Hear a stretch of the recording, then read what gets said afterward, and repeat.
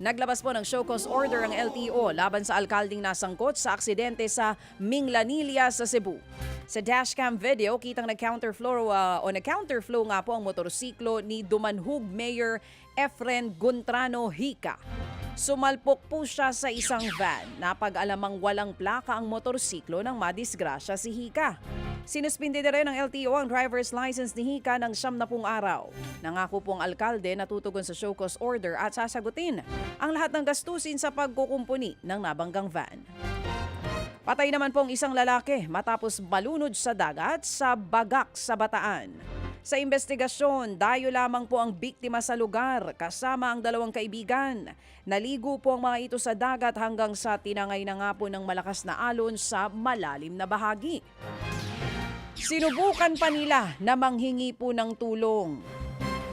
Sumaklolo naman po ang mga nakakita. Dayahon po ang dalawa niyang kasama pero hindi na nagawa pang maisalba ang mga biktima.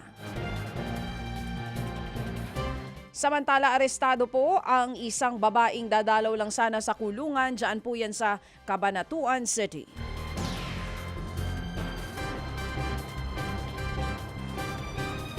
Nabisto kasing may nakaipit daw na shabu sa kanyang ari. Ayon po sa mga pulis, dadalawin lang sana nito ang kinakasamang nakakulong sa Nueva Ecija Provincial Jail. Nabisto po ang kontrabando ng kapkapan ng security guard ang suspect na si alias Mayang. Nakumpiska nga po ang 2 pakete ng hinihinalang shabu na nagkakahalaga ng higit 6,000 piso.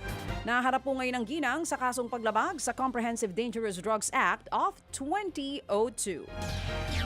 Mga kapatid, patuloy po kayong tumutok sa 105.9 True FM para sa totoong balita, informasyon, music and entertainment. Mag-subscribe sa aming YouTube channel at podcast at sundan nyo kami sa Facebook, Instagram, X at TikTok sa True Network PH. Bisitahin din po ang aming official website, truefm.ph.